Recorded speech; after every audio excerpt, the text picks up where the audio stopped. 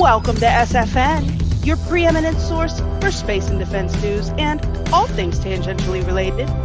We're your hosts, loyal to the foil here at Houston, Mission Control. And we've got Alara of Sirius in low Earth orbit. And we're here live every Sunday night. Good evening, space friends. Here we are, Space Force News Sunday nights. It is so good to be here with all of you. I am your host, Alara of Sirius, here with my wicked smart co-host, Loyal to the Foil. What's up, Loyal to the Foil? What up, space peeps? What up? Hello? Yeah, it's great to be here with you all. Let me go over and... Are we up on D Live? That's what took me so long in the beginning, my friend. It wasn't connecting, so I don't know if we are or not. So what's going on, Foxhole? I guess we're on Foxhole YouTube. Hello, Foxhole fam. Pill.net and Rockfin tonight. I don't know what's going on with D Live. If you guys can just keep me updated, that would be fantastic. All right, let me see. What am I doing here? Let me get rid of that. Okay. All right. Me live the D Live peeps. Yeah, what is up, people? Hello. Patricia Serdal, Divine Fractor, Dead Skull, Chef Matt, Mike Keeby, Wanderlust Kate, hello. Yvonda, Brad Steinquist, Michael Perkins. Look at all you guys. Patriot Monkey, Rainbow Snuggle Fritz. What up, T. Roy Cooks? Look at all the bras are here. Good to see you guys. All the bras are in the house. I don't even say it right, all do I? The bras are here. Bruh. I say it like BRUH, which isn't right, so is it? Bruh. Man, I'm no, that's right. Not bra. Bruh. Bruh? It's bruh. See, it is bruh. Yeah. Is it bro or bruh? Yeah. It's bruh. Right. No, it's bruh. What's going on, bruz? Right. What's going on, Get my it together, bestie? bruh. My bestie Belushi. What's going on? Classical chick, golden crisp, sort What of up, Michael. Belushi? Desert Fire, Karen Hare. Hi, Karen Hare. Good to see ya. Hello. White Tin Hat 17. Now that's quite a name. Howdy, friend. White tin hat. Hey, right? Chris Hawkins. Tom Ford, the man with the data. It's good to see you here. Yeah, Sunday nights, Space Force News. Love Space Force News. Don't we love Space Force News? Whoop, whoop. Woohoo. Who doesn't love Space Force News? All right, so this is what we're going to be going into tonight. Oh, I already did the I all by myself before you reminded me. Look at that. Yeah, See? I'm Look at learning. Yeah, I always learn. Try to improve. I get there. I was debating on I or arg.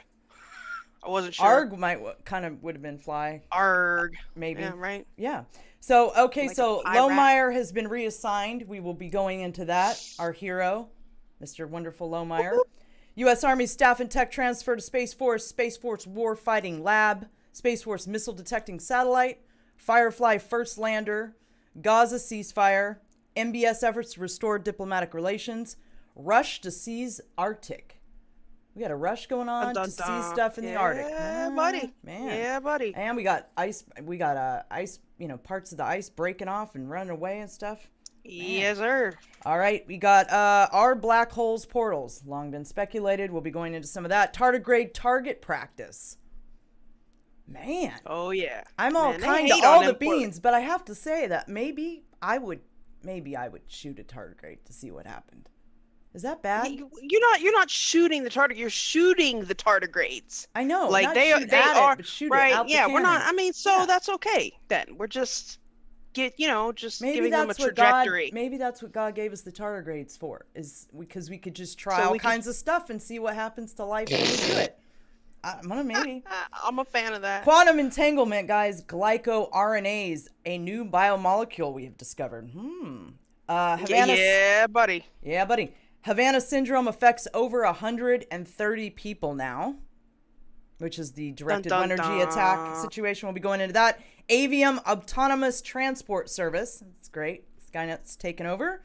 Google Quantum Computer. Sleepy Joe says, ask Obama when asked about UFOs. We will definitely be going into that. He says that about everything. Ask Obama. That's right? 'Cause that's his handler. Yeah, right. Am I allowed to say that? I don't know. He's got the strings, yo. Senator Heinrich has made some comment. He's the most recent one to make some comment about UFOs. We're going into that. Obama's ridiculous remarks on UFOs. and so much more. You guys stay tuned for your Space Force news. What up, fam? Alara of Sirius here with my co-host Loyal to the Foil, and we have a quick message for you. We do. We do. I got a box this week, Alara. Yeah? I got a box from BeardVet Coffee. This stuff is delicious. It is. Right? I got Range Rum here, and it smells like Jamaica. I got the Militia Maple. It tastes like Canada. Right? So, if you are trying to be just a little more masculine. Well, I'm a little confused about something. All right. You have a beard on, but you're wearing pink lipstick. Can I not identify how I want? I mean, I guess you can. Sir, you can. I identify. Testosterone, what are you? I identify as a beard vet today. That's what I want to hear. Hey, man, those products came. I got to messing around, and here we are, you know? Look at that. You wash up with that soap. You sprouted this manly beard. I look hot as a dude, though, right? I'm digging it. I'm digging it. Yeah. Right? Well, BeardVet's good. I mean, they're veteran owned and operated, which is nice. If you look, a portion of every purchase goes to their veteran run charity of the month. I mean, you can't beat that. And y'all get 10% off at checkout with promo code SFN. All the orders over $35 get free shipping anyway, so... Hey, you'll be supporting veterans, and you'll be supporting us. Now, that's called winning. Man, that's what we do around here. That's right. We win. I'm going to throw our disclaimer up real quick. I better start doing that at the beginning of the show. Hey, Chris Hawkins, I asked the same thing. Hey. What is up with the Fu Manchu, man? She was supposed to get a beard for the commercial, and she comes up with a Fu Manchu. I'm like, what are you doing? Like, we're supposed to have beards. At least I rocked mine, guys. You know what I mean? I do what I want. You got to give it to me. At least I rocked mine, you know? Foils with the Fu Manchu. Like, what? What are you doing? But I can't tell her what to do. You guys know how she is. All right, let me throw up my disclaimer. I know this is totally the wrong time to be doing this, but hey, you know. We need disclaimers in life. That's right. We sure do. Yeah, I don't even care, guys. You're right. I will completely rock a beard for the sake of humor. Of course. And I'll do many more things for the sake of humor. Just you wait. Hang around. You'll see. I'll do many more things. Just you wait. Yeah, just you wait. Oh, let me retoggle D Live. Look, I better retoggle it. Look, I'm going to try right now. Let's see what happens. All right, let's see what happens. Let's hope everything doesn't go south. Let's try it out. No Archon attacks this week, man. Toggle back on. Let's hope it works out, you know? It's telling me I'm offline on all these platforms. Why would it tell me that? It didn't take us down, did it? Bruh, let me go look. No, dude. Bruh. Hold on. No, I see Cosmic Origins over there. Are we still on all the platforms, guys? Let's see. Foxhole appears to be live. Hey, PA Awakener said Alara's hot with or without a beard. Thanks, friend. I appreciate that. Look at that. Yeah, buddy. We are now live on D-Live. See? Look, it all worked out. It didn't take us off all the other Restream be lying to me. It'd be telling me I'm not online and all kinds of craziness. So, yeah. So, hey, Miguel Fornia, nice to see ya. Hello. Yeah. Speaking of, I don't know if Neo's out there, but we're glad you're okay, Neo. We were worried. Nobody heard from you. Much love. We're glad you're fine. We know everybody needs time off. We understand. We completely understand. Okay, so real quickly, I'm glad that worked out. I got us on D Live now. Look at that, winning. That's all we know how to do. Foils win, right? Okay, so all we do is win. One more quick announcement before we start the Space Force news. So definitely go and check out our t-shirt shop. If you have not been in there, I will go ahead and give you a quote. We got puffin shirts. We got, oh no, that's definitely not the right screen. Okay. We got puffin freak shirts in just about every color. Just about every color you can imagine now. Space Force News shirts. It's going to load for a while. Space Force News shirts, mugs, hoodies, all kinds of business in there. We got Space Mouse. He's in there. What else is in there? Oh, yeah, the white stuff. Organisms. Oh, organism shirts. Yeah, we got organisms. Yeah, so definitely go and check out the t-shirt shop. The link is in the description on YouTube. Aw, thanks, Mark. And the mods are super good about putting other places. But you know what? I'm going to up my game here and drop the link for myself and quit being so codependent on my mods. Look at that. If it works, watch. Oh, there went the foxhole chat. Whoopsie. Whoopsie. Bruh. All right. I got it. Look, I got it handled. We have so much to go over today. Okay, so the link's in the chat. Here we go.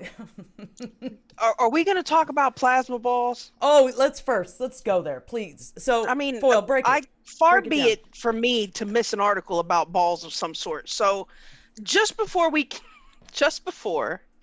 on the show, my dude. Not with that Fu Manchu on. I hope not.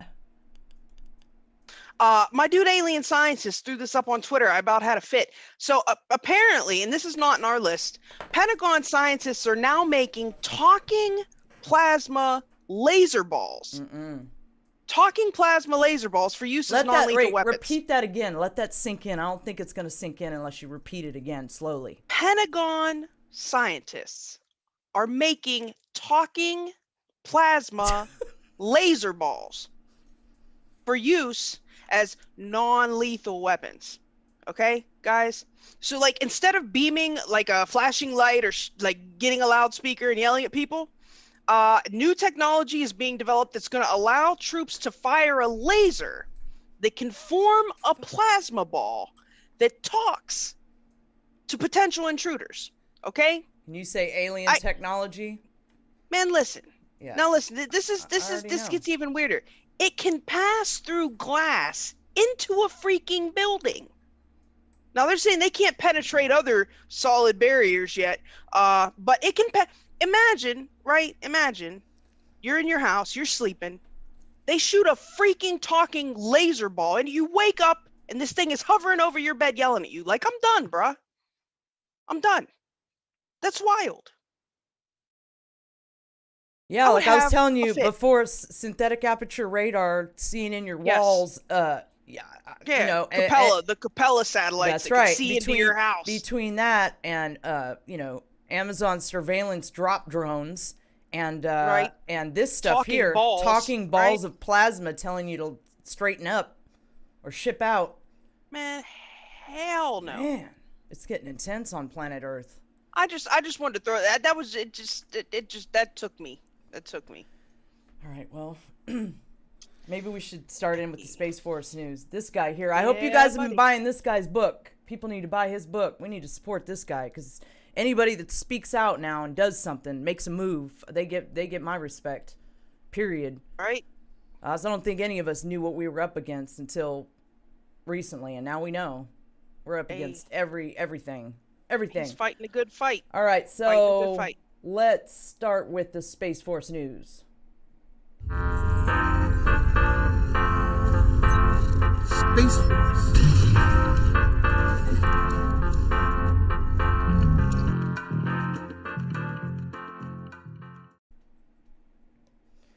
All right, so our buddy Lohmeier here, Air Force watchdog to examine reassignment of Space Force commander.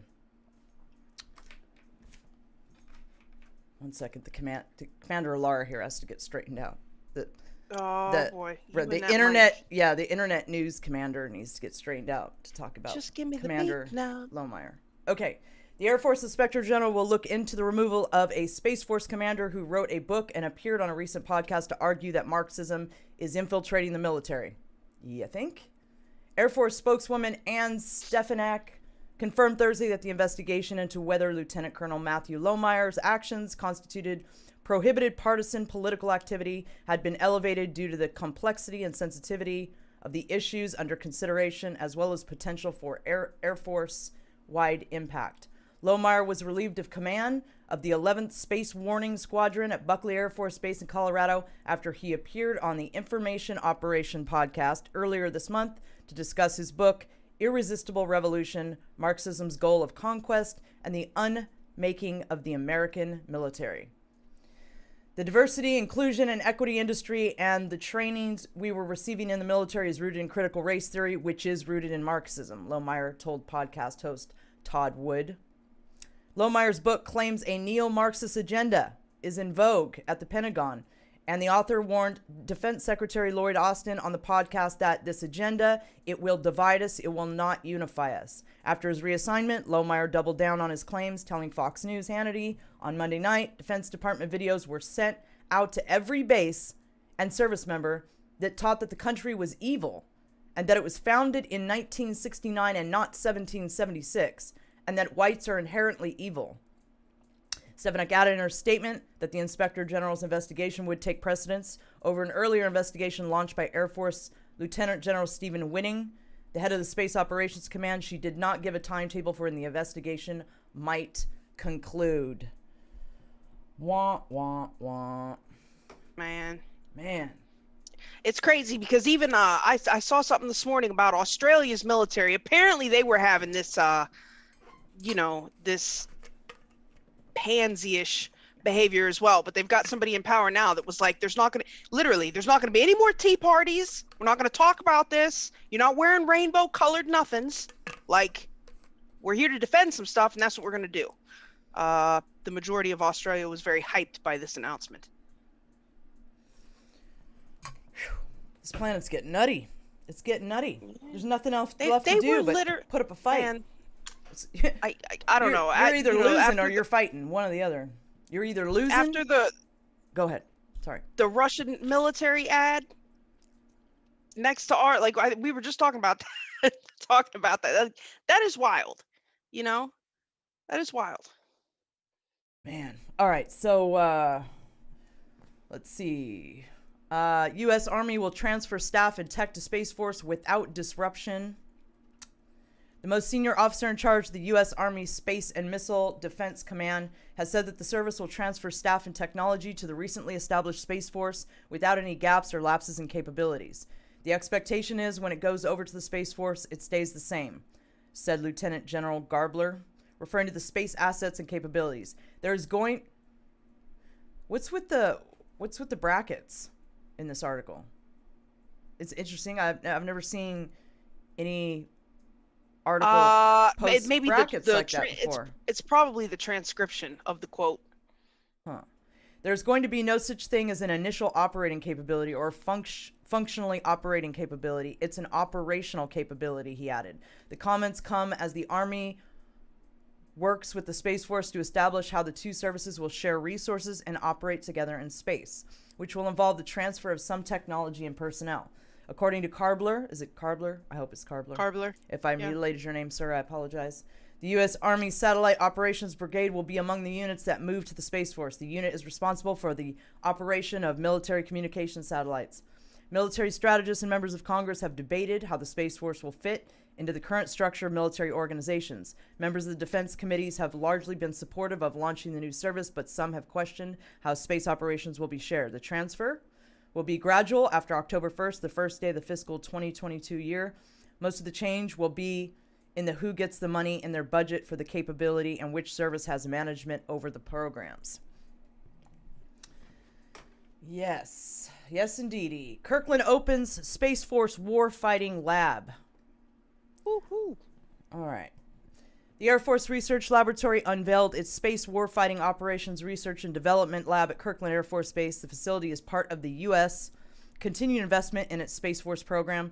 SWORD, S-W-O-R-D, is a $12.8 million, 26,000-foot lab that consolidates and expands the already existing facilities and research at Kirkland Air Force Base. The lab will focus on the research and development of technologies aimed at advancing warfighting capabilities in space to maintain and defend the country's interest in orbit.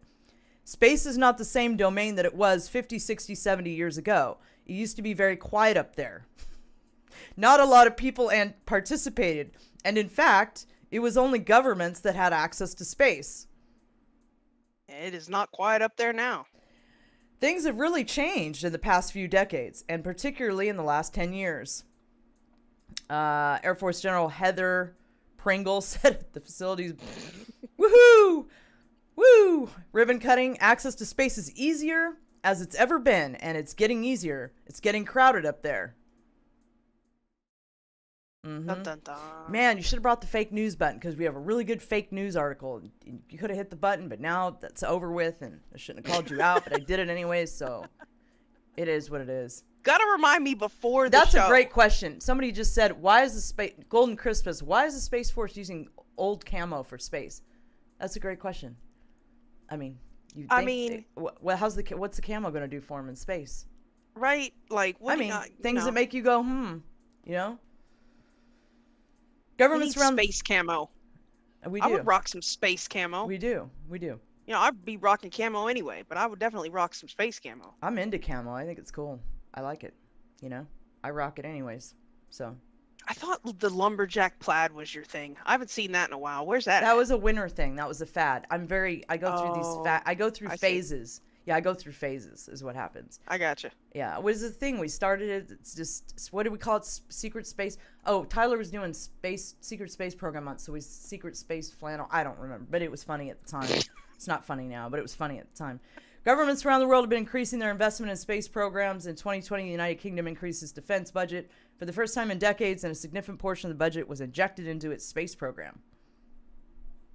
Other governments have also increased their funding for their own space programs, the only exception being Russia, which actually decreased its space funding in 2020.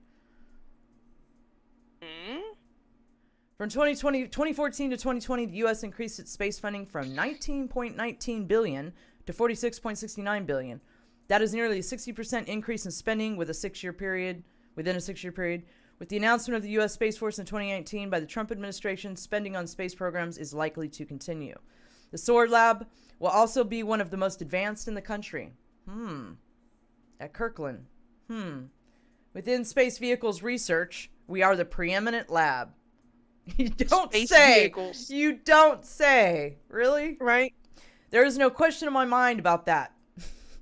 Part of that is... No, they didn't say anything about satellites. They said space vehicles. Space vehicles. I mean, to my knowledge, they don't... Okay, we'll just let it go. Part of that is due to the fact that we have specialists in certain areas that are the best in the world in their area of knowledge. I'll bet. Also mentioned Kirkland's history as Center for Innovation within the U.S. military on technology and research. Right. The technology has come out of here, has lowered the cost of small satellites by 99%. Now we're getting satellite talk. Lowered the cost by launch by 90%. That has enabled this space renaissance that you're seeing now. What we want to ensure is that space can continue to be used for peaceful reasons. And we're going to make sure of that by building warfighting and space vehicles. Okay? Right. We want to deter any adverse actions out there. There's a lot. Any actions out there by who? Who's out there? Who are we going to deter China. actions? I know, I understand China. that. But who are we going to deter actions from in our space vehicles that allegedly nobody has, but the visitors that we don't know who they are? Yeah, we don't know what that is. We don't know what that is. We have no idea what that is. Not a one. But there's something up there, and we don't know what it is. We're just now going to start to try to figure it out 75 years later. Sounds like a plan. It's hilarious. And then they send Obama out to co-sign this bullshit. Of course. Too funny. I just cussed. I said the S word. Yeah, that Obama thing's got me heated, man. Just send him out. We need to put a little clown suit on him. Little clown Barry suit. calms people down, don't you know? What does Barry? I'm telling Barry, yeah. As far as I can tell, She just called him Barry. right? All right. We don't know what these things are. Right? We have no idea what they are. U.S. Space Force launches missile detecting satellite into orbit. Oh, speaking of, I haven't told you guys. So last night, could be something, could be nothing. I don't know. But last night, I went out in my yard, and there was like 7 or 8 bright light looking things, and they were moving across. And, you know, you guys know I see ships. I've seen a few in my life, so I tend to think that I have some idea of anyway, so they were going across the sky, like across the horizon like this, and I thought, well, Starlink, it's got to be Starlink. But this was like at like 9 o'clock at night, and they were going across, and then you'd see this whole string of them, then they'd phase out, and then more would come across the screen, the screen.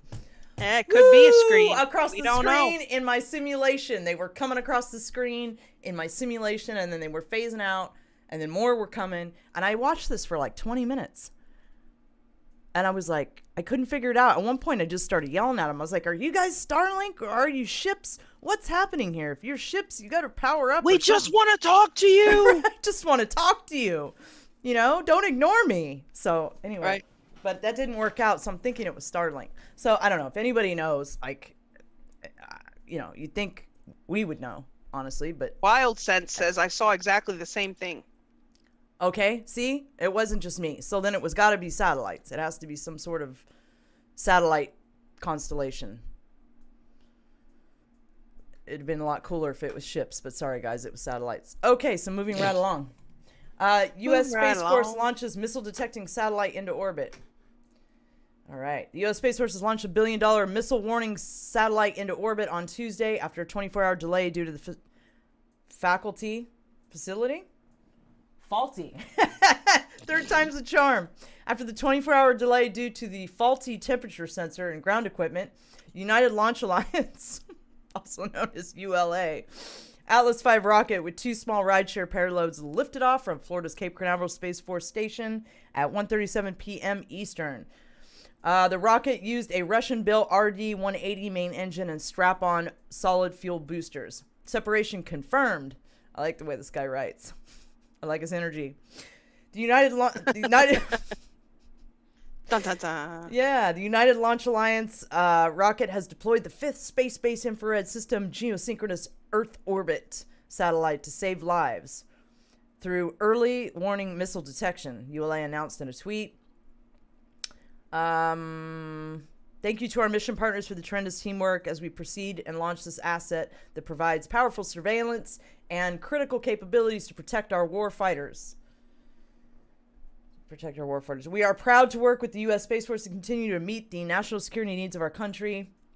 The approximately 10.5-minute launch was the 5th in a series of space-based infrared system satellites, which are meant to replace the Defense Support Program constellation of surveillance satellites. It was also the 87th launch of the 194-foot-tall Atlas V rocket and the 72nd Atlas V to launch from Space Launch Complex 4. Hey, they need to start naming all this stuff like Elon named his kid, you know, just a symbol or like a word, Right. just one syllable or a symbol or something. Or something silly like, of my course job I still easier. love you. Yeah, make my job easier. You know what I mean? This is not fair. All right, so let's see. Moving Moving right along. Firefly selects SpaceX shall launch its nuclear. Nuclear.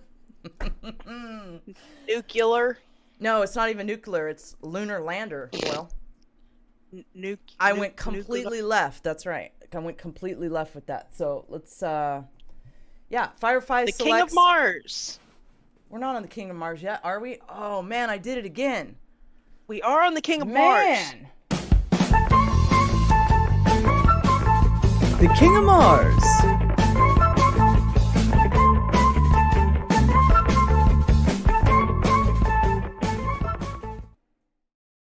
Thanks for checking me. I appreciate it. Yeah, that was a very subtle way you did it too. The King of Mars, Alara. Hint, the King of Mars. Finally got it like the third I time. want to see Elon riding the Doge. Come on, I know, that's man. your favorite one. All right, so Firefly selects SpaceX to launch its Lunar Lander, not its nuclear lander. Lunar. That's right, Lunar. Firefly Aerospace announced May 20th it selected SpaceX to launch its first lunar lander mission for NASA, the latest in a series of contract wins by SpaceX for lunar missions. Firefly said that a SpaceX Falcon 9 will launch its Blue Ghost lunar lander in 2023 on a mission to land in Mare Crisium on the near side of the moon. Oh. The lander will be carrying 10 payloads for NASA's Commercial Lunar Payload Service, also known as CLPS program, under a contract that went on February, along with additional commercial payloads. Firefly is developing its own launch vehicle, Alpha, with a first launch expected in the coming weeks. However, that rocket is not powerful enough to take Blue Ghost to the moon, requiring Firefly to purchase a launch from another launch provider. Look, can't they call it Space Ghost? That'd be cooler, right? Right. Too bad they don't ask us first. The high performance of SpaceX Falcon 9 launch vehicle permits a lunar transit using minimal Blue Ghost propulsion resources. It does sound cool though, right? Thereby allowing the lander to deliver more than 150 kilograms of payload to the lunar surface. Shay Faring, Senior Vice President of Spacecraft at Firefly, said in a statement, the company has started work on the lander, including ordering long lead items and testing the vision navigation system for the lander on a 1-acre simulated lunar scape at its Briggs, Texas test site. The lander is part of an effort by the company to develop spacecraft and orbital tugs for an overall space transportation system. The lunar lander is really the first contract that validated our end-to-end space transportation paradigm that we're trying to put forth at Firefly. Blue Ghost, the lunar lander, has really energized the spacecraft side of the business. With this contract, SpaceX is now launching 5 of the 6 CLPS missions awarded by NASA to date. Intuitive Machines is using SpaceX's Falcon 9 to launch its own two lunar lander missions, the first of which is now scheduled for early 2022. Masten Space Systems selected SpaceX for its Masten Mission 1 lander scheduled for late 2022. And, yeah, that about covers that. We don't need to go any more of that. We have too many articles to cover. All right, so yeah. SpaceX, Amazon, and OneWeb's mega constellations. Speaking of mega constellations. Mega. Right. Risk huge collisions in games of chicken. Well, this sounds promising. This is great. You know? Who'd have thunk it? You're really lucky that that Chinese situation landed in the Indian Ocean and didn't, you know, come down on somebody's house. Gulp, gulp, gulp. Or their G-Ride. Whatever. Gulp, gulp. Oh, man. What am I going to do with her, you guys? All right. The rapid development of mega constellations, like the one I saw last night. Mm-hmm. I was really hoping that was ships. I was talking to him and everything. You guys would have laughed at me. You'd have been like, you talking to the she's talking satellites. to the satellites. I was like, power, if you're, yeah, I won't even go into it. It would have been embarrassing. Power up if it's you. I know you can hear me. Yeah. Anyway, the rapid development of beep, bop, beep. The rapid development of mega constellations like the ones proposed by Elon Musk, SpaceX, and Blue Origin's Project Kuiper. Yeah, Kuiper, like the Kuiper Belt. Risk potentially dangerous on-orbit constellations on a regular basis. According to a new report, the research conducted by the University of British Columbia says that the constellation of satellites proposed by huge companies could deposit... Oh, man. Where'd the article go? You set me up, Foil. No, I did.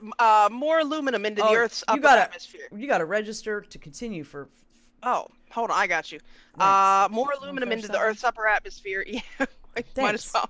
While untraced debris and meteoroids could be the cause of numerous collisions, as well as the negative effects on astronomy often raised by researchers. Yeah, you can't see nothing. De facto orbit occupation by single actors, inadequate regulatory frameworks, and the possibility of free riding exacerbate these risks. Aaron Boley and Michael Byers write in the report, international cooperation is urgently needed, along with a regulatory system that takes into account the effects of tens of thousands of satellites. That's wild. SpaceX satellite internet service Starlink is the best known of all these mega constellations.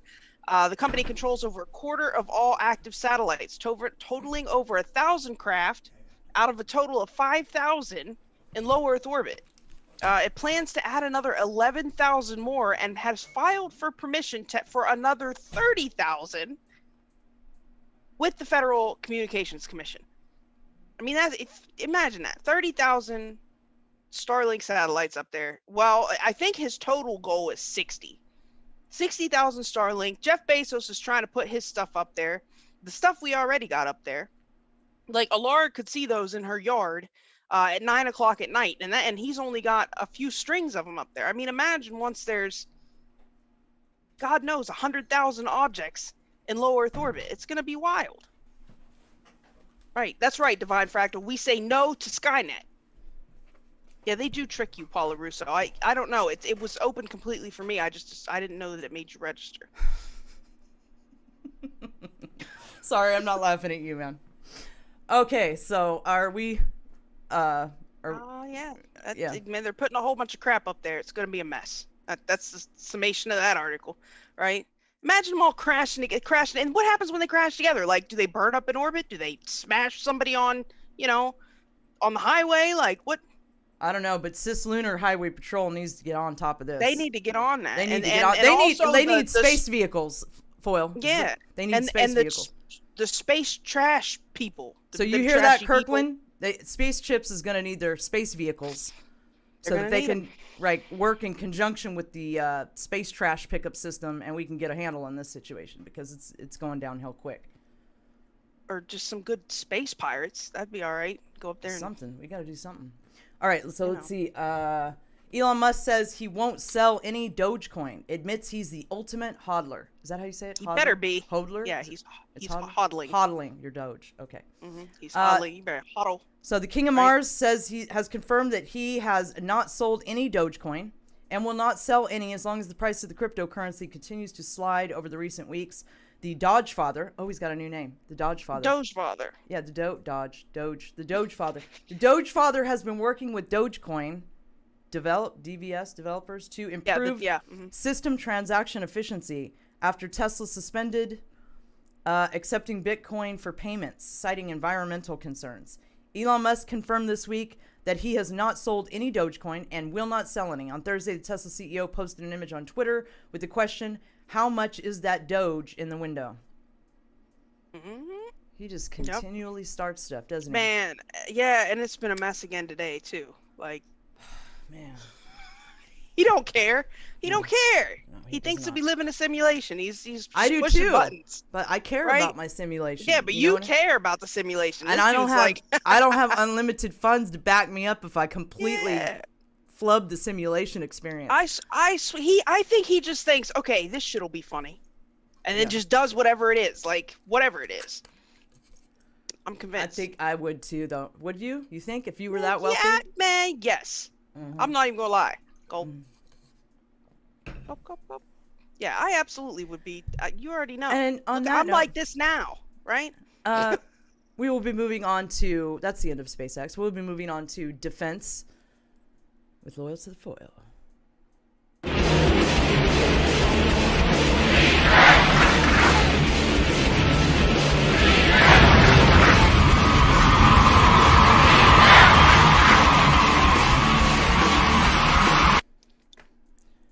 Yeah. Right? Woo. Love that. Right. I know, right? I get amped over the bumpers. I do. I know. I wonder when it's going to wear off where we're not going to get amped over them anymore. I don't know. I'm still humored. Give it a few more weeks. All right. I'll probably still be humored. Rebecca Grant, why the Gaza ceasefire is a loss for Biden. Biden for CGI Democrats and a win for Iran. Ain't it though? Last week the big news was the rocketry. This week, supposedly a ceasefire. The Gaza ceasefire ended the foreign policy crisis, but this is not really a win, people. The question is, who really benefited from all this? And the answer is Iran, naturally. Iran, they launched a good 3,700 rockets. And not just they were going hard. Man, the whole place is decimated, and it wasn't just Hamas.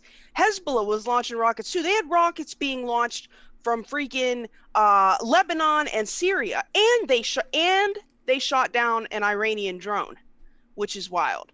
Like, just putting it out there. And the problem is, Biden has made it look like, we're not only are we weak, but that this is all open for business.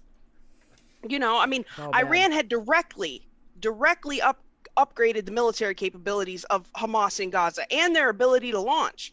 It was a pet project of Qasem Soleimani, the dude that Trump bombed in Iraq. Yeah. Right. And they just carried it out, and Biden started that money up, and here come the rockets.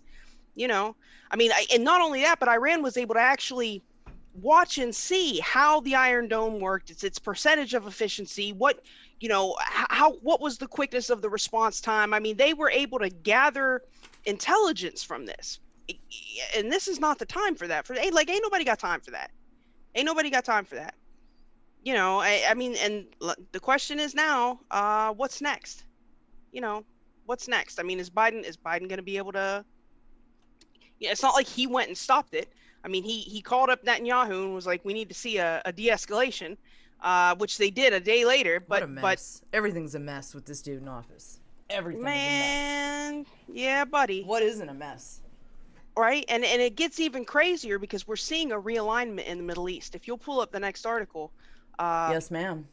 Right. What we're seeing now is a realignment in the Middle East for sure. Okay, so Saudi Arabia has recently been making efforts to restore diplomatic relations with several of its neighbors, most importantly with Iran, right? Why? Because now it looks like the United States is not going to fully back Israel the way that they were. So now these people have the ability to find these new pathways, right? They say Saudi Crown Prince Mohammed bin Salman is making efforts to restore diplomatic relations with several of its neighbors. In the space of a month, Saudi Arabia has begun talks with Iran, Syria, and Turkey, 3 countries that it's historically had horrific relations with. I mean, we've seen proxy conflicts. We've seen the conflict in Yemen, which was a proxy conflict of Saudi Arabia. We've seen issues with Turkey and in Syria and Iran and Syria, and it's just been a whole catastrophe over there.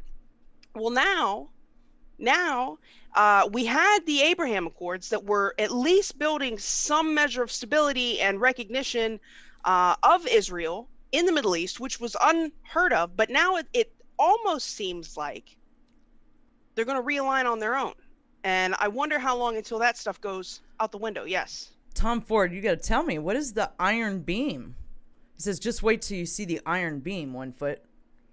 1 foot. It's like, well, I mean, are we talking about an Israeli? I don't know, but a new Israeli weapon system? I don't know. Maybe he'll let us know. Right? Yeah. So we're seeing a definite realignment over there. And then if you want to pull up the next article to make it even crazier. Yes, ma'am. Here we go. All right. Black pills all around, right? Yeah. Why Muslim governments are giving China a free pass on its abuses against Uyghurs. This is terrible. Terrible news. Well, here's the thing. Like I said, now we're seeing Saudi Arabia starting to try and find some sort of normalized relations with Syria and Iran and whatnot. Well, there's kind of a reason for this. Most of these countries in the Middle East have extremely strong ties with China, despite their treatment of the Uyghurs, okay? Because of the Belt and Road Initiative. If you remember, and we talked about this on this show a few months back, there was a $400 billion deal that Iran signed with China, right? They were, under sanctions, which Biden eventually was like, never mind, and gave in on. So they signed this deal with China. When these countries sign these initiatives with China, they're basically selling out the entire country. So most of these countries over there have these strong relations with China because they fear that, economic problems. They fear all sorts of organizational problems if they would back out on these deals, or they're just not in a position to not accept the money that they're being offered, right? And we've seen the attack on the Uyghurs universally condemned over the past few months, and everybody's kind of been like, well, these are Muslim people. Why are the Muslim countries not standing up for Muslim people? This is why. And I think as if things continue along the trajectory that they are following now, as we see this realignment in the Middle East, more and more of these countries that were only messing with the United States because of the military might, that now see us as open for business and weak, they're going to realign themselves with countries like China and Russia, which in the long term is a problem. Yeah, it's a major problem. Hey, I see Rise Attire out there. I wanted to give you a shout, Rise, and let everybody know Rise Attire is going to be on with me on Wednesday. So that's going to be, whoop, whoop. Yeah, it's going to be a good show. He's got some great stuff to share, and it's going to be a lot of fun. I bet. Yeah. Awesome work. Looking forward to that. Awesome work he does. Yeah. What's up, Gary? Gary Flessner in the house. Hello. My bodyguard. That's right. Oh, the Foxhole fam. Yeah, we love the Foxhole fam. We love you all, but we love the Foxhole fam. What's going on, Tyler? Tyler's in the house. Okay. Tyler Koala. Right. We got one left. Arctic superpower jostling heats up as Russia takes on key role. Well, you had mentioned in the one article about how Russia had decreased its space spending. One more, guys, then we're hitting nature break. Boom. Don't go getting all depressed. Yeah. Now, we got this. No, we got through this. it. We get through it. Thank you for the taco, Leland. Go ahead. Remember how you had mentioned in the, I think it was the first article about Russia decreasing their space spending. Well, they're definitely increasing their spending as far as defense goes in the Arctic region. And this past week, Russia has now taken control of a key Arctic council, right? Iceland had been, it's supposed to be like an international coalition. Iceland had been in charge of it. Well, now Russia is in control. And we know that Russia has been greatly expanding its military presence up there. The ice is melting. They see it as a potential new front in the event of conflict with the United States, because now there's just open waterways up there. So they've got this advanced military base they call the Trefoil, where they have been just decking things out. They've brought in extra bombers. They have these new ice-breaking subs. They have these new, ice-savvy ships. Russia has been modernizing its military to the point that it's almost 80 or 90% to their goal of modernization, whereas the United States is just slacking in this area. So this week we saw them take control of the Arctic Council. Like I said, it's supposed to be an international effort, but they could take a different approach with it. I guess we're just going to have to kind of wait and see. They say that within the next 2 years, they're going to create proper conditions, so proper security will be a part of the work of the Arctic Council. Well, if we're now taking a peaceful international group and turning it into a security mission, and Russia's in control, I mean, hey, it is what it is, right? Woohoo! And that will be all for the black pills of the week. All right. So, yeah. So now it's time for a little bit of nature break, my friends. Nature break. I really want to play the one with the music, Foil, but I'm afraid that we'll get in trouble. It's like 20 seconds, right? The one with the music, it's like 14 seconds.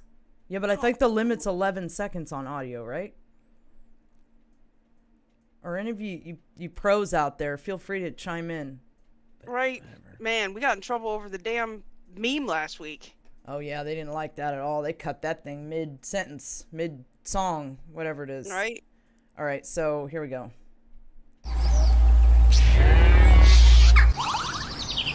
Nature break.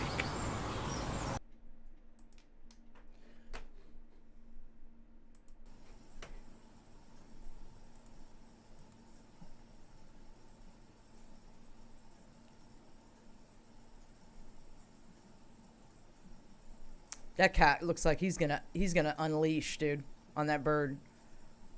He's like, He's like, wait, don't you right. peck my eye. Don't you peck my freaking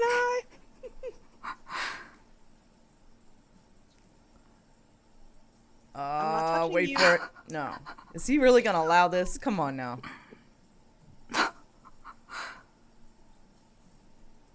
Oh, man.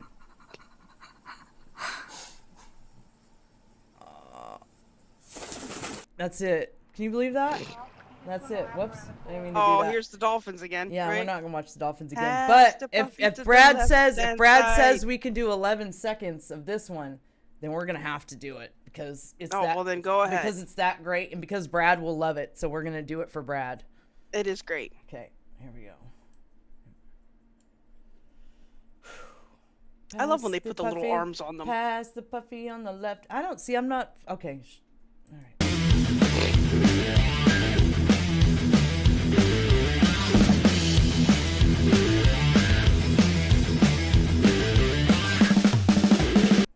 That's it. That's all we get, guys. 11-second limit. That's all we get. I apologize. My apologies. I had to They cut were it amped. short. One of them just goes over and eats the food while he's playing metal, and you know. Oh, they're so cute. For They those were that like amped. metal, that's just the greatest thing ever. They are, and them birds are so cute. Look at them; they're all colorful and happy, just Yeah. jumping around. And on that note, we will be moving on to science. Science. That's right.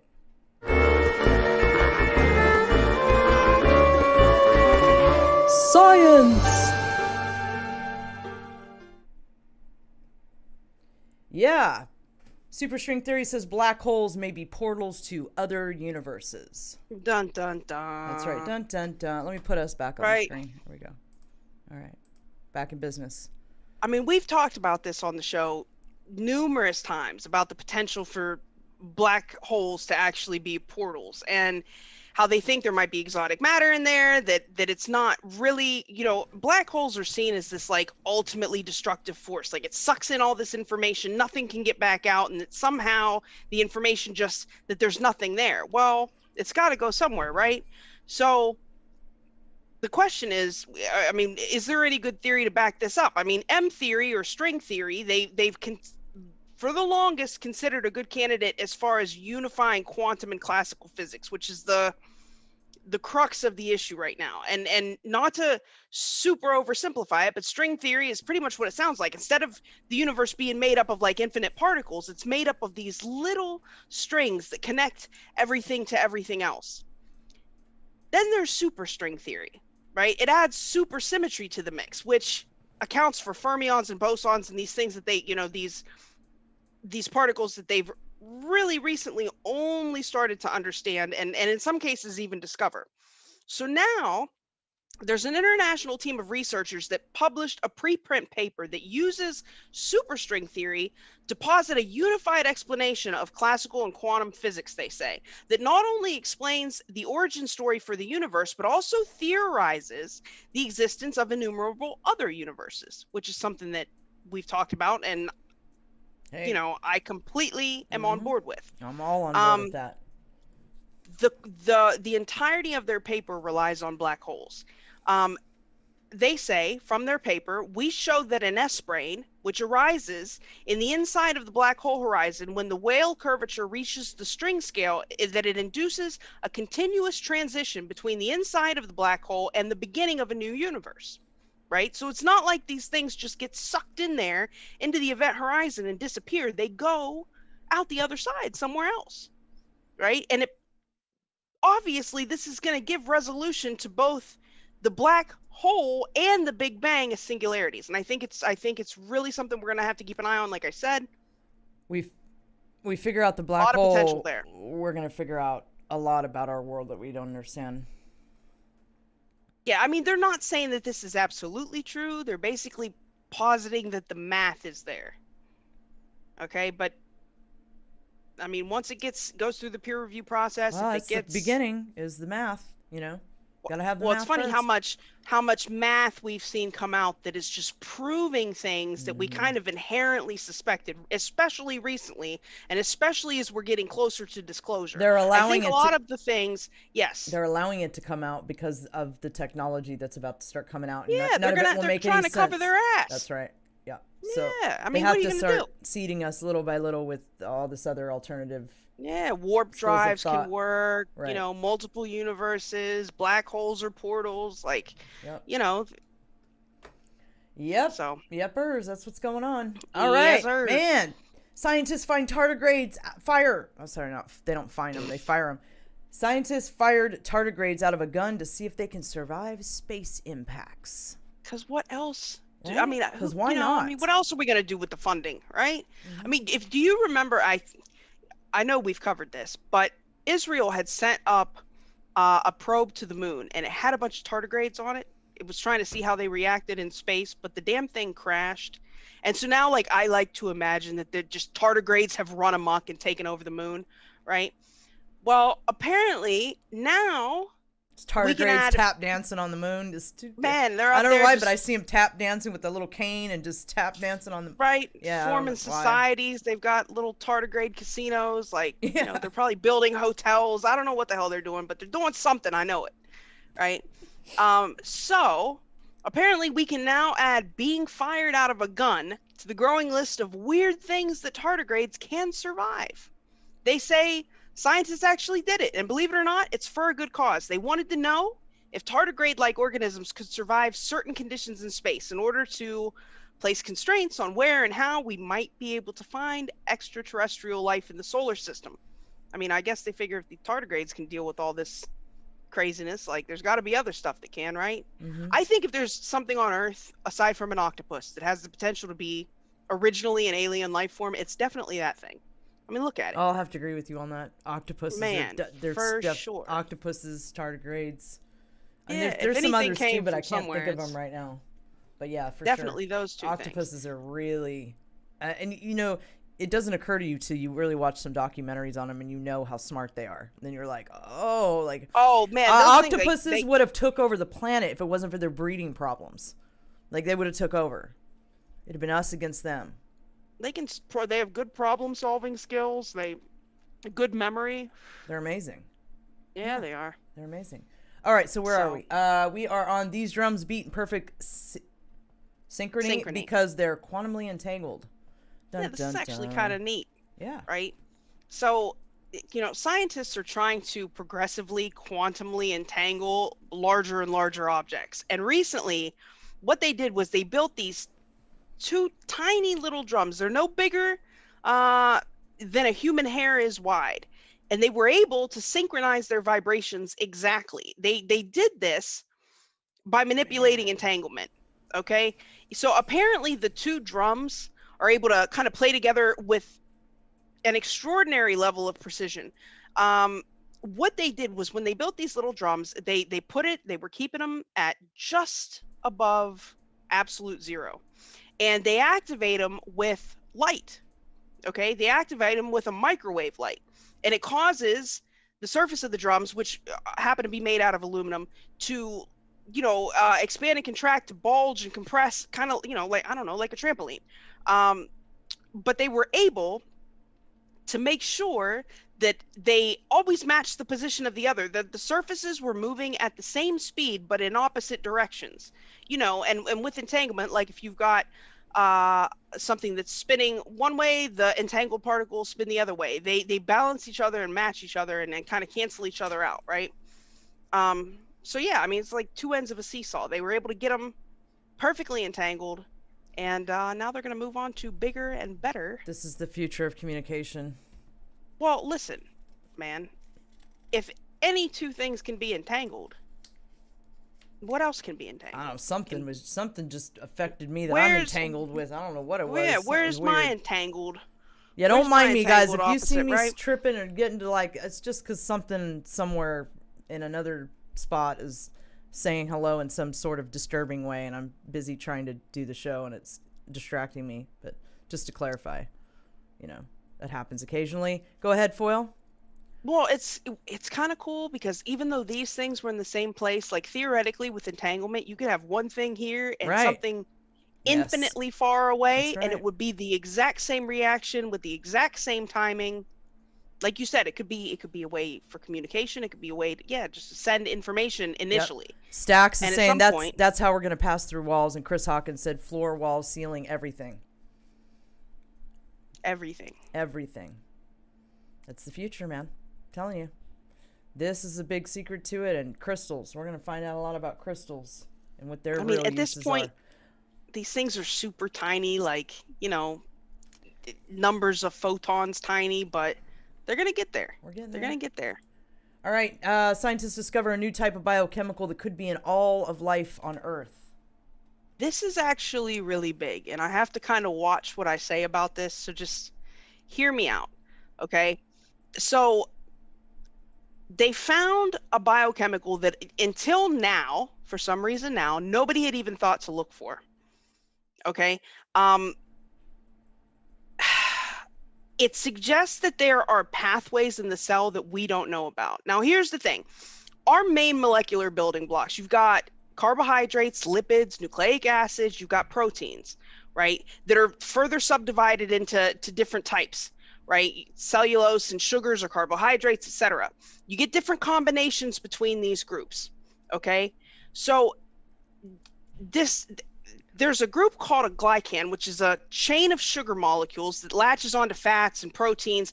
It's a process called glycosylation, all right? And it helps transportation through a cell.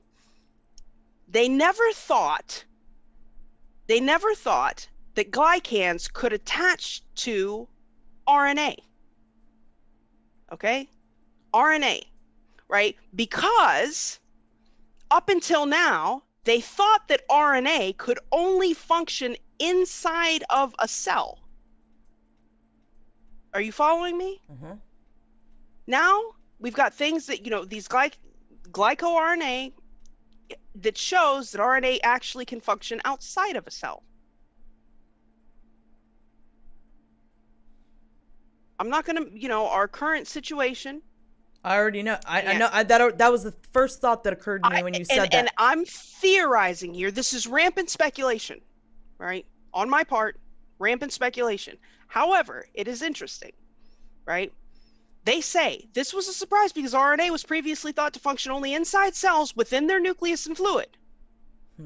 Whereas glycans are usually separated from them by membranes in a cell's little organelles or in the cell surface. Now, they know that RNA and glycans normally live in two separate worlds if you believe the textbook, says one of the scientists that was working on the project, Bertozzi.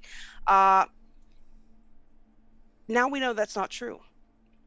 They found the glycoRNA within every cell that they checked. Human, mouse, hamster, zebrafish. So this isn't a species-specific process. This is everywhere, right? Interesting. So yeah, I mean, so not only do we have the discovery of glycoRNA, but now they know that RNA will also not only limit its function with inside a cell. Wow. I'm just going to leave it at that. Wowzers. Okay. Mysterious Havana Syndrome has reportedly affected over 130 people, far more than previously known. Yeah, buddy. Yeah, buddy. Man. We talk about this all the time. You guys know we had attacks on our embassy in Havana, hence the name Havana Syndrome. I would say Little Havana Syndrome. We've seen directed energy attack on our embassy in China, right? Same symptoms, same thing. We've seen what they did to the Indian troops in the Ladakh region, China and India, right? We know that they've had directed energy attacks in Washington, D.C., but until now, it's just been a couple of people here and there. Well, now they're saying that at least 130 spies, diplomats, military service members, and other UF personnel have been affected. Of course, Biden is investigating. I'm sure they're going to figure that out. They say the cases of mysterious brain injuries that have been dubbed Havana Syndrome have reportedly affected many more U.S. personnel than previously thought. There were about 60 publicly confirmed cases, primarily from the incidents in Cuba and China. Now they know it's much more widespread. The New York Times actually broke the story. So, yeah, I mean, since December, they've had at least 3 CIA people that have reportedly been affected. One of them was in the past 2 weeks. So this is an ongoing thing. Who do you think's responsible for this, Foyle? Man, China. And until but they won't call it out, because if you call it out and you acknowledge the problem and you say, okay, you're the culprit, now we've got to address the problem. And Biden's not trying to address the problem. Right. Ooh-wee. All right. So let's see. Surprising science: cancer looks like bread. Yeah, this is kind of interesting. This is tech. Oh, whoops. All right. So I guess we'll be moving on to tech now, friends. Technology.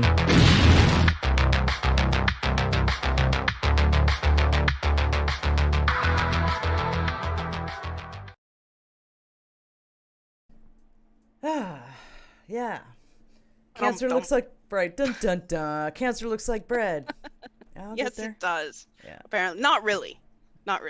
I know when I first saw this and I saw the picture, I'm like, those look like pastries, man. What's going on here?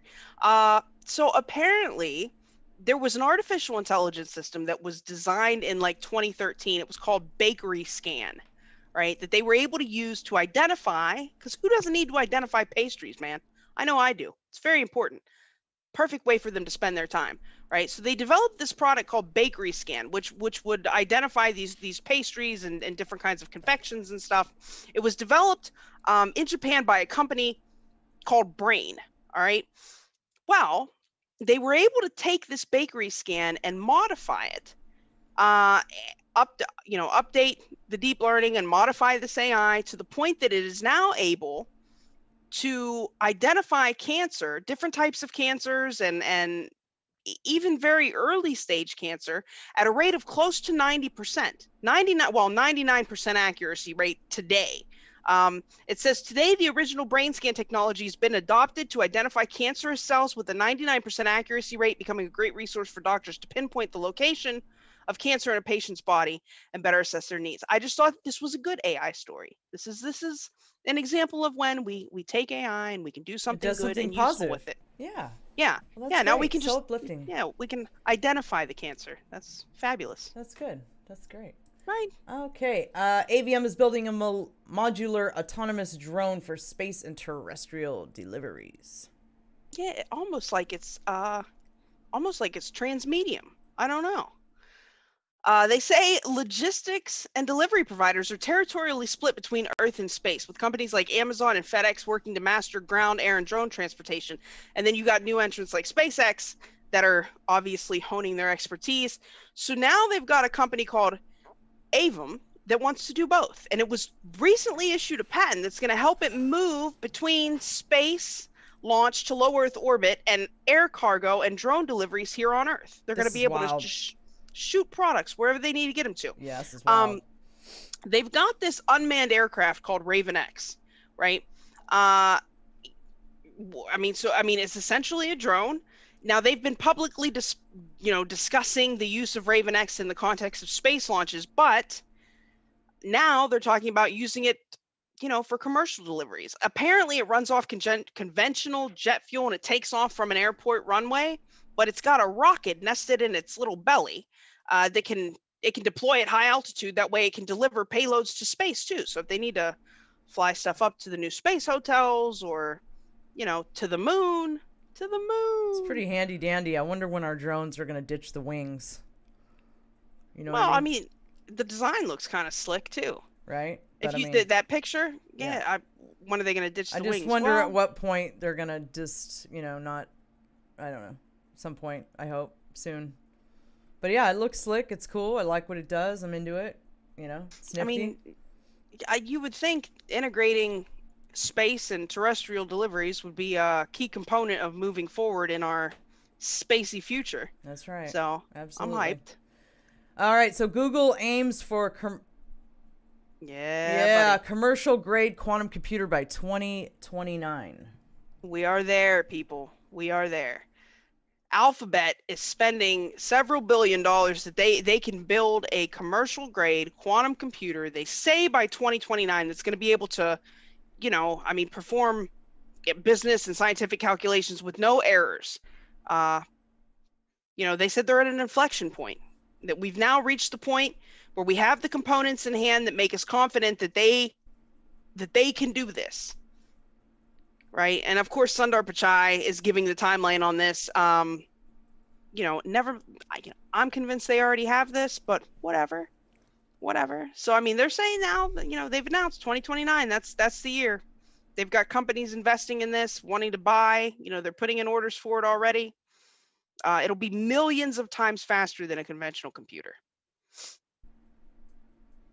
They've got companies that are already, experimenting with early quantum technology. I think a lot of our like Visa and JP Morgan Chase are, kind of messing around to see what they can. They need to. If our freaking financial system is still running off of a program from the 70s called COBOL, for God's sakes, they need to do something.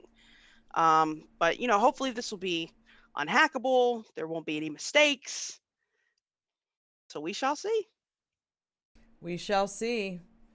All right. So to kick off the disclosure part of the show, let's go ahead and start discussing disclosure.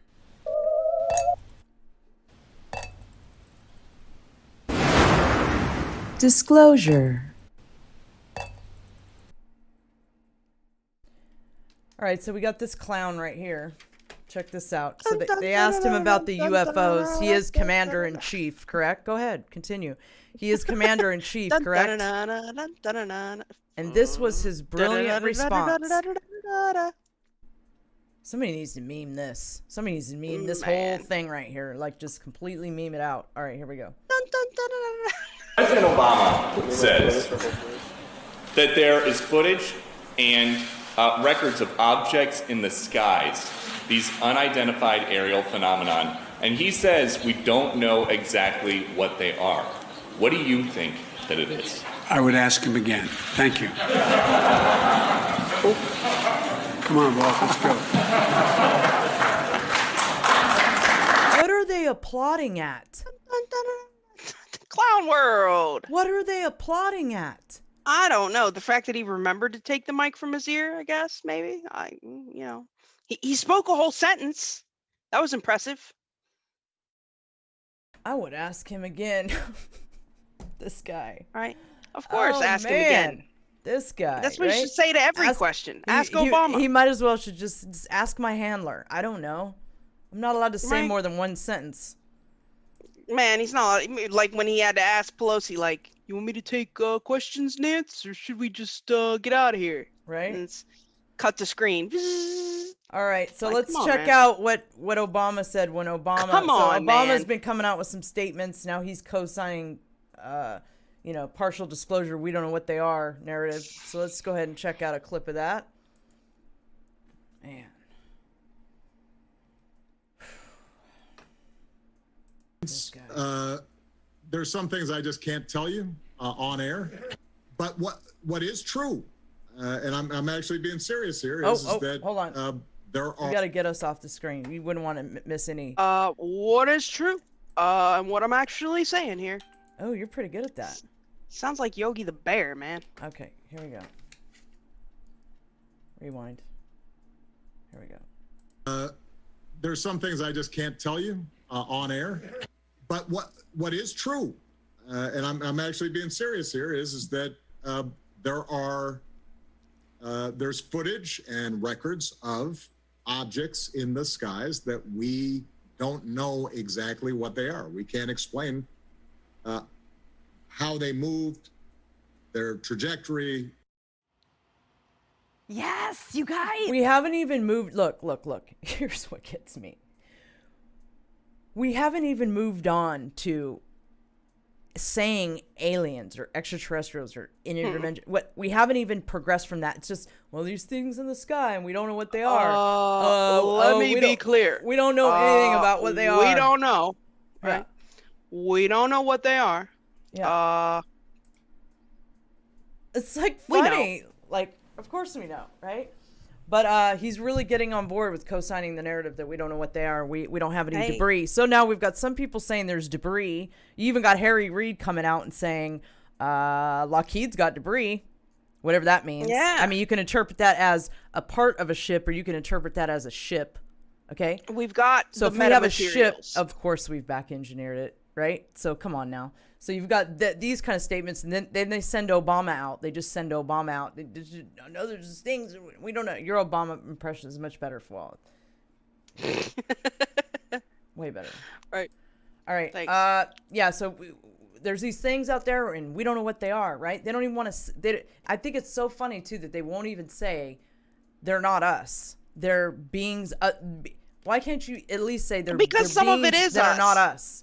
Right. Well, some of it is us. that's and true. It's That's you know, true. I mean, and you they're know, just, what he Foyle, says. I mean, well, you nailed it right there, because they're just so concerned with lying that I'm sure that's the reason why they don't Right. they don't want to lie.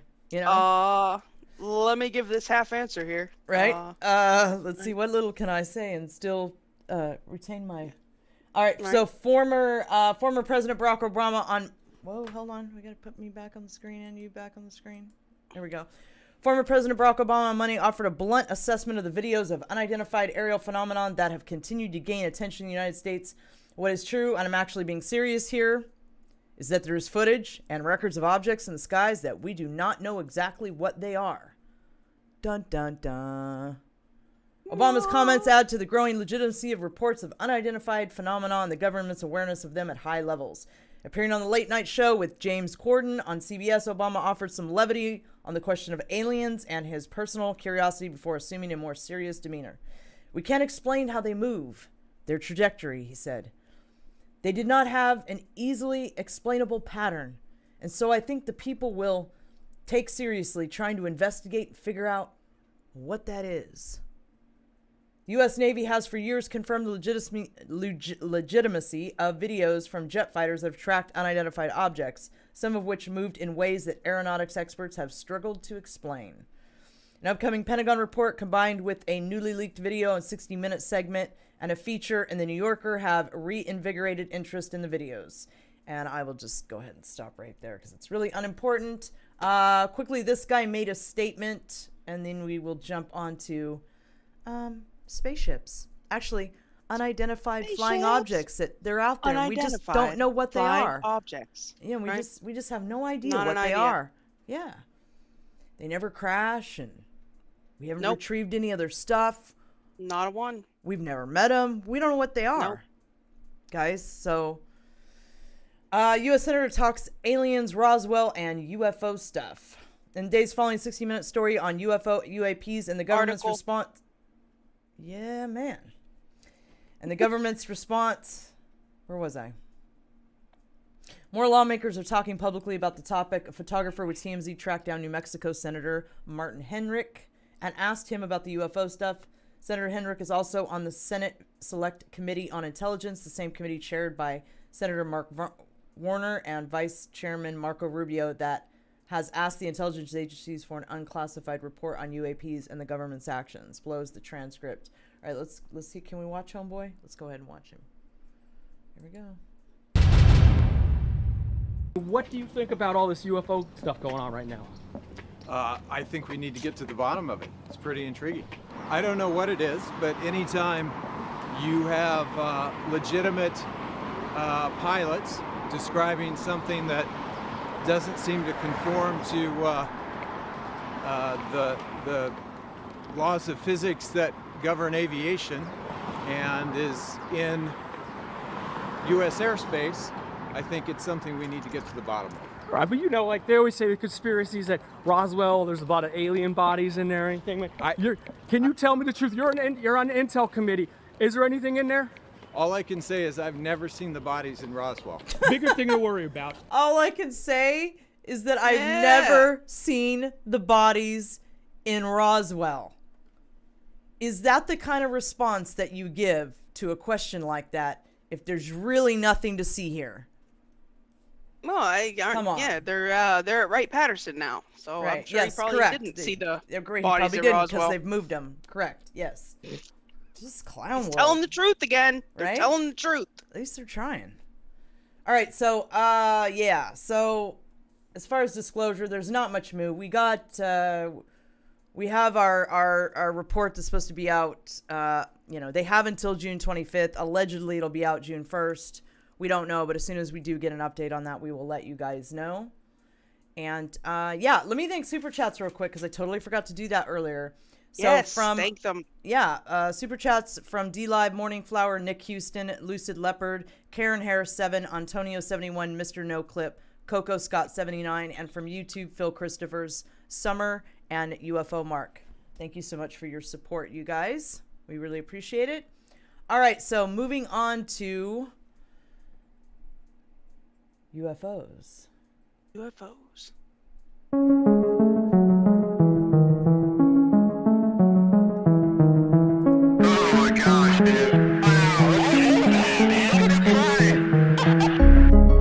Unidentified flying objects.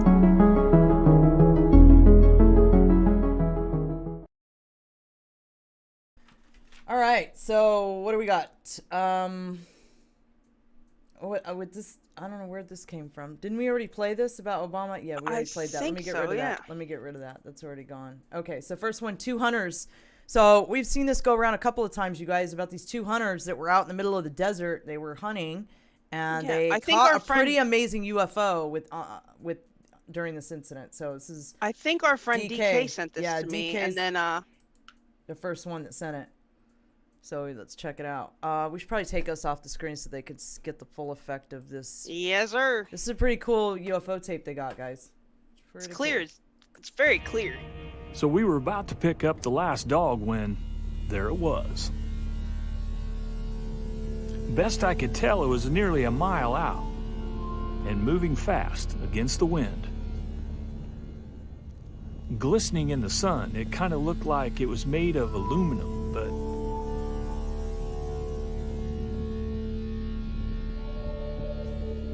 it was trucking pretty fast. What is that? I don't know what it is. I have no idea what that is, but it's freaky looking, whatever it is. At first I thought maybe it was a balloon, but it was trucking against the wind. That definitely couldn't be the case. Eventually it was out of sight. So Cade needed to change his underwear, and I decided to go hunt bobcats. So I know Foyle totally trusts that video. Why? Because 100%. they're country boys. You know what I mean? Yeah. Can always trust country boys. Man, you know it. Rednecks, country boys. Well, if you the whole video is actually extremely long, and the majority they weren't out there like looking for you. They were literally hunting. I mean, they were dragging bodies. Yeah, you see them all dragging bodies. This got they were not out there on no UFO stuff. They were shooting stuff. Yeah, they were shooting stuff. Yes. And then, whoa, look! Would you look at that there? Yeah, Look I definitely at that trust there. it. Right. Yeah. It looks like it could be metallic. Right. He was trucking. He was trucking. I trust that. I was about to go pick up that pup, and then I seen this thing, and it was trucking across the sky. I had to go change my underwear. That's right. Okay. A Mexican Air Force fighter captures 2 UAPs flying close to their position. Video declassified by the Mexican Army. Woohoo. Yeah. And now it's in Spanish, but there are 11 of these things that they count, and in the end, the guy is like, "Why are they following us?" Oh man. A las 7, Right. a la misma altura. Hay unas nubes ahí, se debe de estar.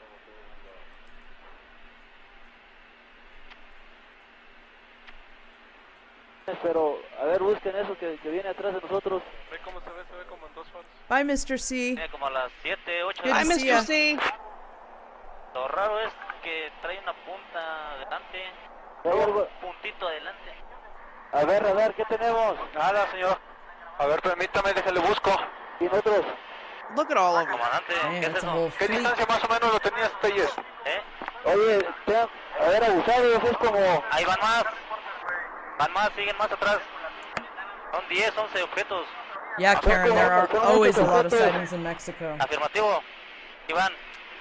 Va, uno. Y ahí van los atrás. Siguientes. ¿Qué es eso? Dios mío. ¿Se me correteando? ¿Qué es eso? A ver, trata de enfocar. Máximo. Ok, no dejes que los dejes atrás. Ok. Van. Sigue ese, no lo dejes, No, van todos, van aproximadamente como 10, como ¿ya lo dio? 4. ¿Ya lo dio? ¿Qué van pasando? Tú maneja, no lo pierdes. Sí. Ahí van. Ahí van. Yeah, it's a whole fleet of ships. Look at this. Yeah. Son 6. Wild, too. Abajo o arriba o arriba. En medio ahí van. Ahí van a ir 1, 2, 3, a la misma 4, altura. 5. It's a whole fleet. Man, that's wild. Qué barbaridad, Ahí se van a ver bien. Y van a una velocidad, pero... 1, 2, 3, 4, 5, 6, 7, 8 en la pantalla. Síguelo, no lo cierres. 9 of them. Wow, look at that. ¿Están a la misma altura, Telles? Afirmativo. Poquito, arriba. PQ, 6 8, more 9, illegals 10, coming. 11, contando toda la cola. 2, 4, 6, 8, 10, 11. Ok, no sabemos qué estamos viendo, son unos objetos nada más luminosos que vienen a la misma altura que nosotros. Pues no podemos saber qué distancia. ¿Por qué nos vienen siguiendo? I don't know why I thought that was so funny, but that was really funny to me. Albert Ortega was asking, why do they gotta kill innocent animals about the last video. I think he missed the nature break where the bobcat attacked. Yeah, well, I didn't, when DK sent me that video, he warned me ahead of time. He's like, they're killing stuff in this video. Yeah, but right. there's People a cool are ship. people are gonna be upset about this, right? No, I wasn't into what they were doing, but that's kind of off topic. But yeah, so let's see, what do we have up next? We have wingless object over Auburn Hills. Shout out to Scott at UFO Sightings Daily, Auburn Hills, Michigan, May 19th. Hit it, Commander Alara. All right, here we go. And this, I think this is the one that looks like a Tic Tac.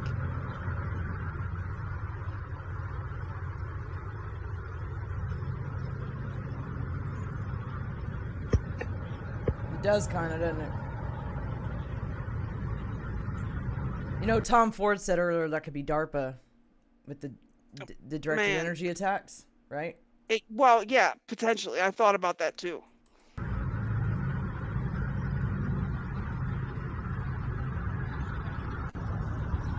So yeah, that's it. But does kind of look like a Tic Tac. Is a little bit suspect there. Why? Why do you think that's suspect? No, it's suspect Tic-tac? that it could be like a Tic Tac. Oh, it looks. Yeah. So this we got UFO seen from space station May 19th, 2021. UFO sightings daily. I don't remember this one. Is this one you sent me, Paul? I guess Rick? It must be. I mean, be? yeah, I must have put it on. I must have put it on there. So I don't remember this clip. Oh yeah, this is good. Okay. Yep, this is a good one. It's There's a queued up time to on it. 27 seconds. Okay. Is that right? I hope so. I must be. I put a time on there. A single glowing object. Can you see it there? Do you see the triangle? Oh yeah, that's UFO not obvious. Look moving at that. from the right to the left of the screen. Now this object has 4 powerful glowing areas, okay? Each corner of it is glowing, and the center of the front of it is also glowing, which I assume is either part of the cockpit or part of the propulsion. It's hard to tell for sure, but it's absolutely mind-blowing, guys. So let's take a closer look at this craft. Okay, so here we are with a close-up I made. This close-up looks like it's a triangle UFO.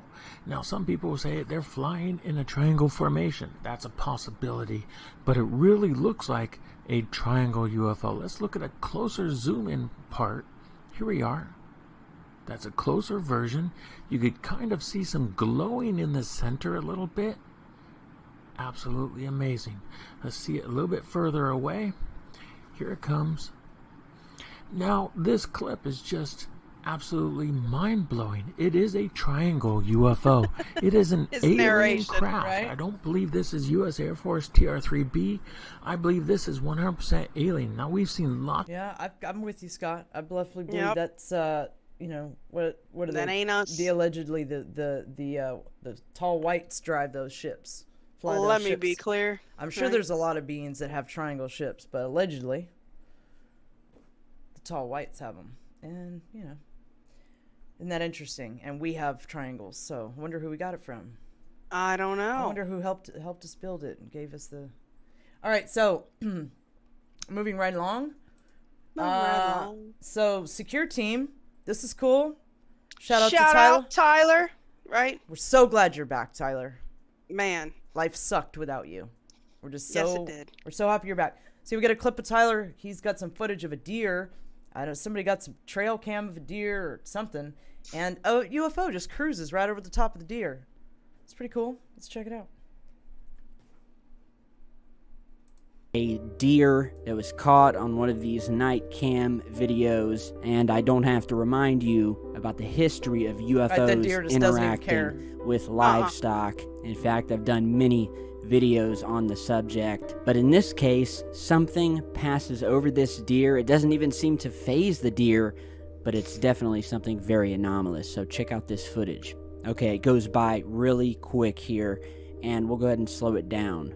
And we'll slow it down even more, a more zoomed in shot, and look at this thing just zooming by. Booking. So let's get a few shots of this. First, let's stop here and zoom in where the object, it definitely doesn't look like a bug or anything. Looks to take on the shape of a sort of a saucer with some sort of black porthole-like circular or square object in the middle with 2 black lines coming off each side of it, going up into the corners of Thanks down the stretch.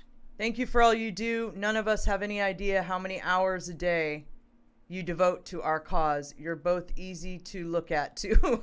Just a little bonus for all of us. Thanks. Thanks down the stretch. Oh, that was super cute. Whoa, I just lost the mouse. Man. The Archons are after me Whoa, today. buddy. I got people knocking on the door. I got mice falling on the ground. I got things in other dimensions talking to me while I'm trying to talk. This is a real wreck today. All right, here we go. Where was I? Oh, I better not have zeroed the screen out. Oh, please, no. the saucer. Now let's fast forward to another shot. And here again, this is the closest shot I could get. Again, we're seeing some blur here, but I don't know, guys. Could it be a bug? I'm not so sure. This thing looks big. It's glowing. Of course it's a bug, Tyler. Couldn't possibly be a spaceship. Man, I just think of those little, the Atacama desert alien that's like 6 inches tall. Like, they need little ships. You know, little guys get little ships. Yeah, I'd love to see one of their ships. That would be super cool. I bet they're cute little aliens when they're alive and not mummified. Right? I'd like to see one alive and talking. Well, not talking. Most of them don't talk verbally, but... No, something. Yeah. Did I ever hit this? Let me check this real quick. Did I ever hit this? Apparently I did. Okay, great. All right. So, let's see. What do we have left? We got some kind of weirdness at 409. Mr. some kind of weirdness. Mr. MBB333. Shout out to him. I think this was the light ship. Yes, I love his channel. Thank you for the work you do. We all have our jobs, man, and we wouldn't be able to figure out what's going on this planet without everybody doing their part. All right, so on that note, here we go. Very, very intense. Light Amanda ship. out of Gaffney, South Carolina. Whoop, whoop. Not exactly sure what we've got Love going light on ships. here, and neither was she. She began filming this unusual light way up in the distance, and you can tell it's behind a tree line very low to the ground. And it's multiple colors. You can see right here, it's got all kinds of different colors going on. Don't know what that is, guys. I'm just simply passing it along. This was shared with me. I'm sharing it with you guys. You tell me what we're looking at here. Gina R. I love light ships. Those are so cool. Right? Yeah. All right, so that concludes UFOs, you guys. Next, we will be moving on to space weather with Alexis from Ascension Diaries. With Alexis. Yeah, we got a lot of space weather this week, guys. Heads up. Here we go.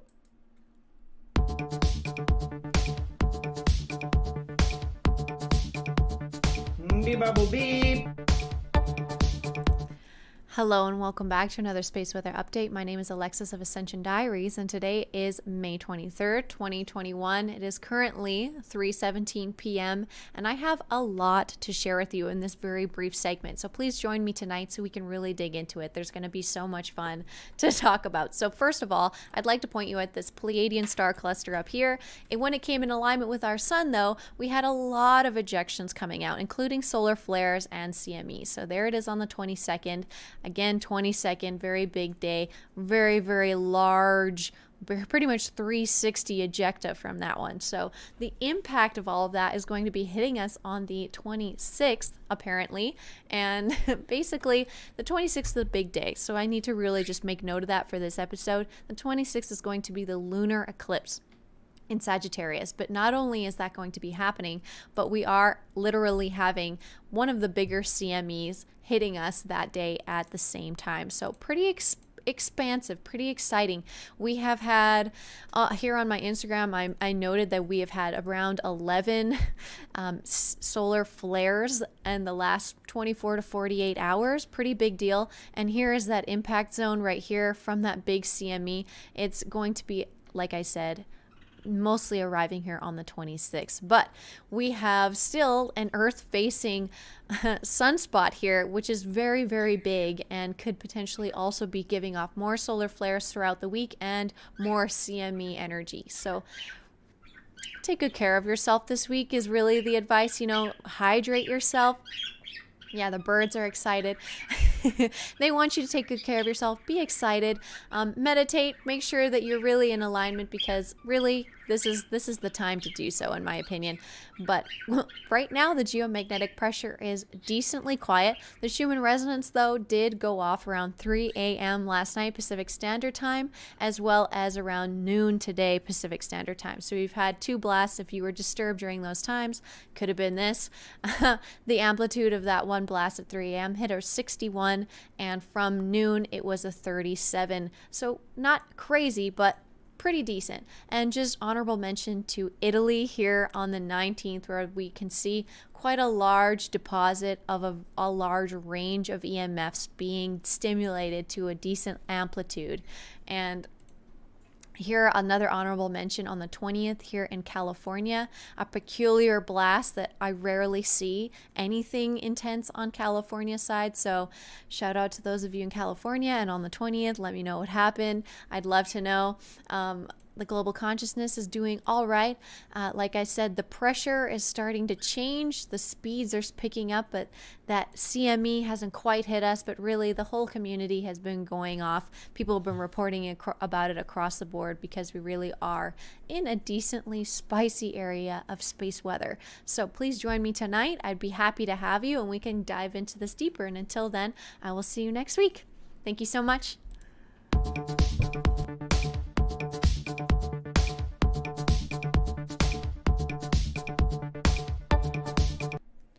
Okay, so the 26th, fam, that's the big day for these CMEs impacting. So, and the eclipse.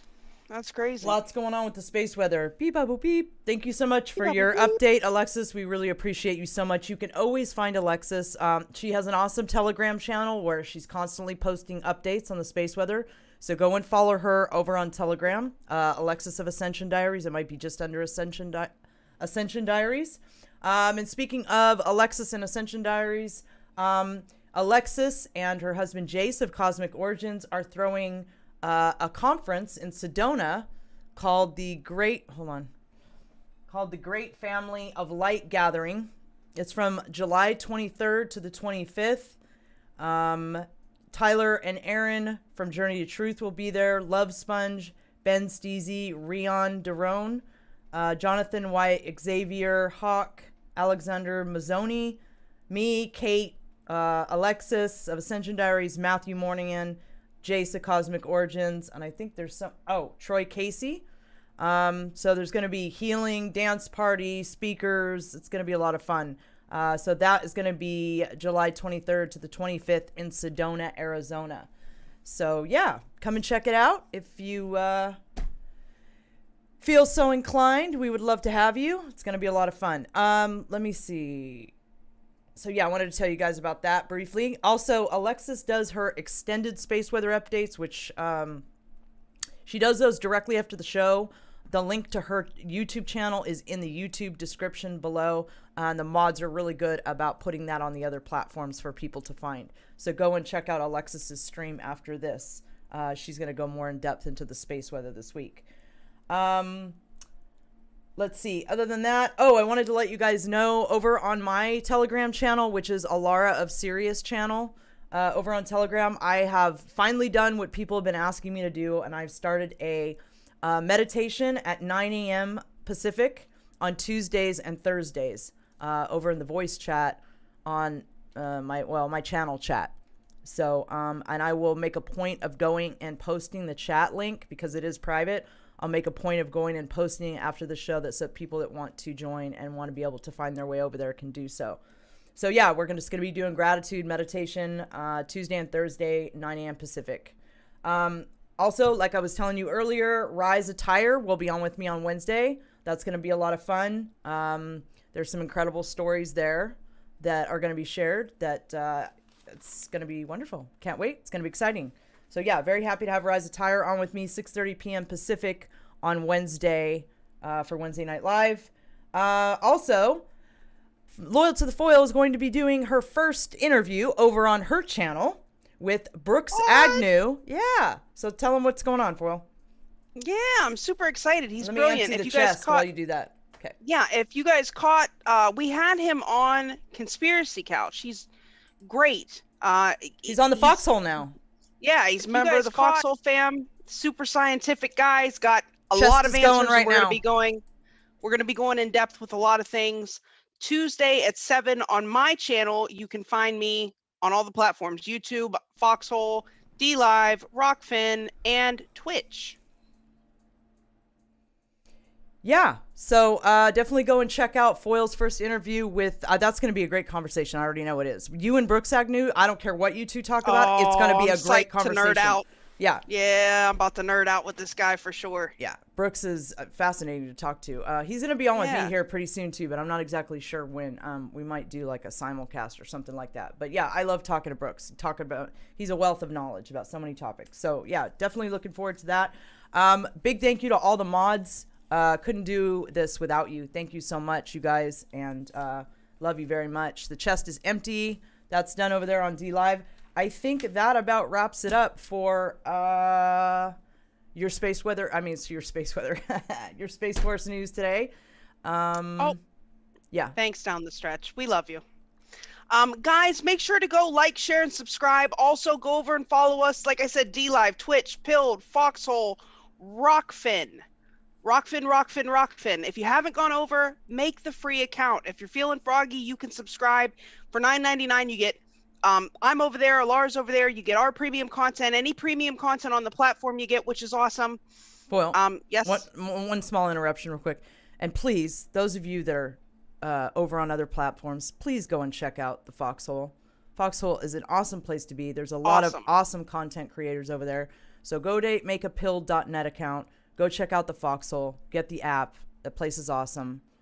Go and do that. There's got to be backups, guys. So pick a backup and go hang out over there and get familiar with it. We are all about the Rockfin and Foxhole are free speech platforms. Exactly. We really are grateful for the people that created these platforms and that we have a place to go where there's free speech. So please go and support these free speech platforms. Yes. Thank you. Yep. If you want to donate and support this channel, you can use Cash App or Venmo. The links are in the description below. Along with our personal links, we've got link trees down there that have everything on them. If you want to support us and a veteran-owned business, check out BeardVet.com for all your coffee and manly needs. And meet us back here next Sunday for another awesome episode of Space Force News Live. Keep your eyes on the skies and stay loyal. We are your news in this dimension and the next. Good night, space peeps. See you next week.